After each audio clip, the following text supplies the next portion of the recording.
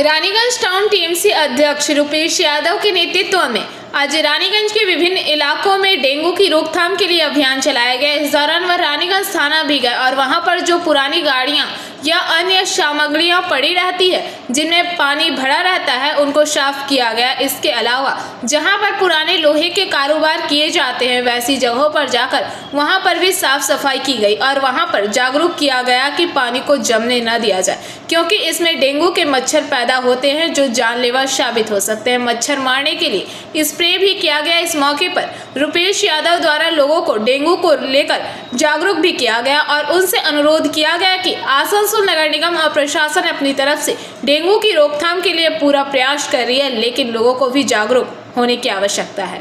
तार बांगला में आज के আমরা ডেঙ্গু সচেতনা করেছি।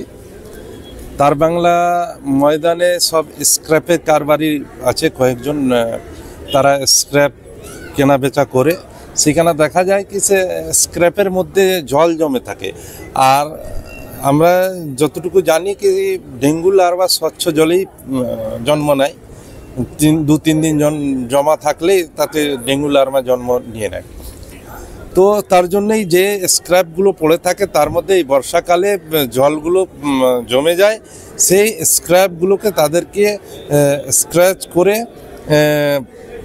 ডেমোলিশ করে দেওয়ার জন্য বলা হয়েছে। তার সাথে সাথে আমরা যাতে ডেঙ্গু না বাড়ে স্প্রেও করা হয়েছে।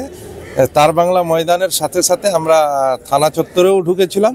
থানা চত্বরেও যে সিজ মালগুলো থাকে, গাড়ি আছে, মোটর বাইক আছে, তাতেও বর্ষাকালে জল জমে যায়, সেগুলোও আমরা দেখলাম। দেখার পর এখানেও স্প্রে করা হয়েছে যাতে আমরা রানীগঞ্জ শহরটা, আমাদের দায়িত্বে রানীগঞ্জ শহরটাকে ডেঙ্গু ফ্রি রাখা। আর এই জন্যে যারা তার বাংলা ময়দানে যারা কারবারি তাদেরকে বললাম, ভাই তোমরা কারবার করছো, কারবারে আমাদের কোনো বাধা নেই, কিন্তু তোমরা যেহেতু স্ক্র্যাপ কেনা বেচা করো, স্ক্র্যাপের মধ্যে জল যাতে না জমে থাকে সেই ব্যবস্থাটাও তোমাদেরকেই করতে হবে। इसके बाद में कहीं একদম একদম একদম আমরা বারংবার লাগাতারভাবে আমাদের শহরে সবসময় ঘুরতে থাকি, যেখানে মনে হবে কি এইখানে সচেতনার মানুষ সচেতন নয়, মানুষকে সচেতন করতে হবে, মানুষকে বলতে হবে, এই বার্তাটা দিতে হবে কি ডেঙ্গু মশা কোনো জাতি নির্বিশেষে কাটে না, সবাইকে কাউকে কাটতে পারে, কি পয়সাওয়ালা কি গরিব তো কাউকে কাটতে পারে, কামড়াতে পারে। সেই জন্য যাতে ডেঙ্গু লার্ভা জন্ম না নেয় সেই ব্যবস্থা আমাদের সবাইকে মিলে করতে হবে।